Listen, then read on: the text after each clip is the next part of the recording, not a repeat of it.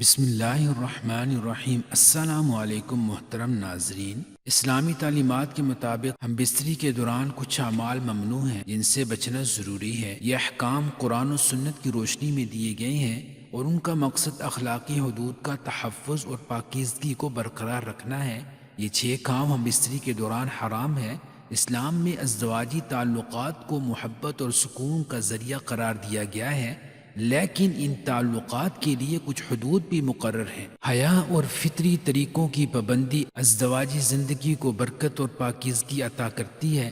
غیر شرعی اور حرام طریقے نہ صرف گناہ کا باعث بنتے ہیں بلکہ تعلقات میں بے سکونی پیدا کر سکتے ہیں۔ مسلمان جوڑوں کو چاہیے کہ وہ اپنی حدود کا احترام کریں اور اپنے رشتے کو اللہ تعالیٰ کی رضا کے مطابق مضبوط بنائیں۔ تو محترم ناظرین، خامد اور بیوی سے متعلق کچھ معلومات آپ کے سامنے پیش کرنے جا رہا ہوں۔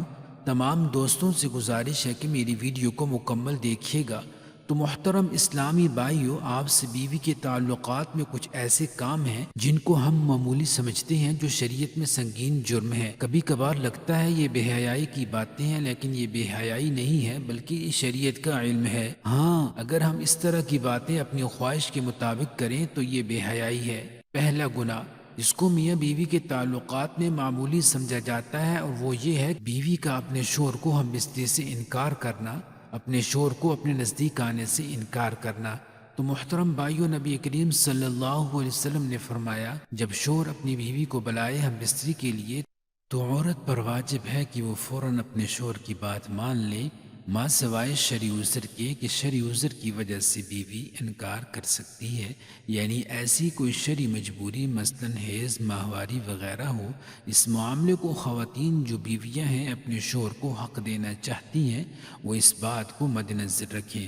جب اس معاملے میں کوتاہی ہوتی ہے تو انسان دوسری جگہ اپنی خواہش پوری کرنے جاتا ہے، اور یہ بات بھی بیوی برداشت نہیں کر سکتی۔ اس لیے شریعت نے اس معاملے کی اہمیت بیان کی ہے۔ دوسری روایات صحیح بخاری کی ہیں۔ نبی کریم صلی اللہ علیہ وسلم نے فرمایا، جب شوہر اپنی بیوی کو ہم بستری کے لیے بلائے تو بیوی انکار کر دے اور شوہر اپنی بیوی سے ناراضگی کی حالت میں سو جائے تو جب تک وہ ناراضگی کی حالت میں سوتا رہے گا، فرشتہ بیوی پر لعنت بھیجتا رہے گا۔ تو محترم ناظرین، دوسرا گناہ بیوی کے تعلقات میں جس کو غیر معمولی سمجھا جاتا ہے جبکہ شریعت میں اس کا اتنا سخت گناہ ہے، وہ یہ ہے کہ عورت کا بغیر کسی عذر کے شوہر سے طلاق کا مطالبہ کرنا۔ صحیح جامع صغیر کی روایت ہے کہ آپ صلی اللہ علیہ وسلم نے فرمایا، بغیر عذر کے خلا لینے والیاں اور اپنے شوہر سے چھٹکارا حاصل کرنے والیاں، گھر اجاڑنے والیاں، یہ اس امت کی منافقہ ہیں۔ دوسری روایت میں فرمایا، جس عورت نے بغیر کسی سبب کے اپنے خامن سے طلاق طلب کی، اس پر جہنم واجب ہے اور یہ جنت کی خوشبو بھی نہیں سونگے گی۔ نہ کہ یہ عذر پیش کرنا کہ میرا خامن مجھے پسند نہیں ہے، یا اس کی تنخواہ اور اس کی آمدنی بہت کم ہے، میرا گزارا نہیں ہوتا، اس لیے مجھے طلاق چاہیے، تو یہ کوئی شرعی عذر نہیں ہے۔ اس لیے اس سنگین جرم میں اور گناہ سے بچنا چاہیے، اور والدہ اور والدین کو بھی چاہیے کہ وہ چھوٹی چھوٹی باتوں پر اپنی بیٹیوں کو گھر نہ بٹھا لیں۔ طلاق شوہر کا حق ہے، اور یہ کتنی بری بات ہے کہ طلاق بیٹی خود طلب کر رہی ہے۔ تیسرا گناہ جو میاں بیوی کے تعلقات میں عام طور پر ہوتا ہے اور اس کو معمولی سمجھا جاتا ہے، وہ یہ ہے کہ حیض کی حالت میں اپنی بیوی سے ہم بستری کرنا، یا ایسی جگہ سے کرنا جو غیب کی ترکیب ہے، یعنی دبر کی۔ اب صلی اللہ علیہ وسلم نے فرمایا، جامع ترمذی کی یہ روایت ہے، جس شخص نے حیض والی عورت سے ہم بستری کی یا عورت کے پیچھے جماع کیا تو وہ شریعت کا منکر ہے۔ اس لیے شریعت کا انکار کیا ہے۔ جس نے یہ عمل کیا اس کے لیے شریعت نے کفارے کا حکم دیا ہے، اور یہ بہت سنگین جرم ہے، لیکن اس کو لوگ سمجھ ہی نہیں پا رہے، اور اس بات کو کوئی سیریس لینے کو تیار ہی نہیں ہے۔ نکاح سے پہلے اس کے آداب اور ازدواجی زندگی سے متعلق سیکھا جائے۔ دنیا میں جہاں ہر چیز کی ٹریننگ ہوتی ہے، وہ ہم لوگ بڑے فخر سے کرتے ہیں۔ جناب، ہم بستری کے بعد سونے سے قبل وضو یا غسل کرنا لازمی ہے، لیکن جب بات شریعت سیکھنے کی ہو تو وہاں کیا ہے جس کی ہمیں شرم آ رہی ہے؟ دنیا کی بے حیائی میں شرم نہیں آتی، لیکن شریعت سیکھتے ہوئے یا شریعت کی بات کرتے ہوئے ہمیں شرم آتی ہے۔ چوتھا گناہ میاں بیوی کے تعلقات میں جس کو ہم معمولی سمجھا جاتا ہے وہ یہ ہے کہ کسی غیر محرم عورت کے ساتھ اکیلے میں ملاقات کرنا یا کسی غیر محرم عورت سے ہاتھ ملانا۔ یہ بہت سخت گناہ ہے۔ نبی کریم صلی اللہ علیہ وسلم نے فرمایا، جب کوئی آدمی کسی غیر محرم عورت کے ساتھ تنہائی میں ملتا ہے تو وہ دو نہیں ہوتے، تیسرا ان میں شیطان ہوتا ہے۔ اور آپ صلی اللہ علیہ وسلم نے فرمایا، تم میں سے کسی شخص کے لیے کیل لے کر اپنے سر میں ٹھوک لینا زیادہ بہتر ہے بجائے اس کے کہ وہ کسی غیر محرم عورت کو چھوئے۔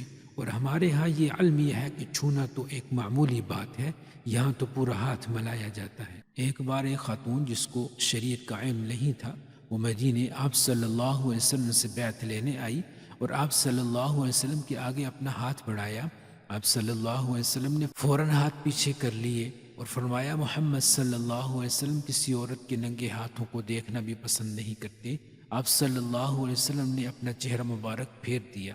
پچھلے راستے مقص سے ہم بستری کرنا یہ عمل اسلام میں قطعی حرام ہے اور اسے سختی سے منع کیا گیا ہے۔ رسول اللہ صلی اللہ علیہ وسلم نے اس عمل کو شدید ناپسند فرمایا ہے۔ نمبر 6 گناہ حرام رشتوں کے ساتھ جنسی تعلق قائم کرنا، یعنی قریبی محرم رشتوں جیسے والدہ، بہن، بیٹی، خالہ، پھوپھی، مثلا جتنے بھی محرم رشتہ دار ہیں ان کے ساتھ کسی بھی قسم کا تعلق جنسی سختی سے حرام ہے۔ حضرت مخبر بن حیدر رضی اللہ عنہ فرماتے ہیں کہ میں نے عرض کیا، رسول اللہ صلی اللہ علیہ وسلم، میں کئی مہینے پانی والے علاقے سے بہت دور ہوتا ہوں جبکہ میری بیوی میرے ہمراہ ہوتی ہے، کیا بیوی سے ہم بستری کر سکتا ہوں؟ آپ صلی اللہ علیہ وسلم نے فرمایا، جی ہاں، اگرچہ تم 20 سال پانی سے دور رہو تب بھی ہم بستری کر سکتے ہو اور غسل کے لیے تیمم کر لیا کرو۔ تو محترم ناظرین، یہ 6 احکام انسان کی روحانی اور جسمانی پاکیزگی کو محفوظ رکھنے کے لیے بتائے گئے ہیں۔ ان احکامات کی خلاف ورزی گناہ کا سبب بن سکتی ہے، اس لیے ان کا احترام کرنا ضروری ہے۔ دعا ہے کہ اللہ رب العزت ہمیں اپنی بیوی کے ساتھ حسن سلوک اور محبت سے رہنے کی توفیق عطا فرمائے اور ہمیں شریعت کے مطابق اپنی بیوی سے ہم بستری کرنے کی طاقت اور توفیق عطا فرمائے۔ آمین ثم آمین۔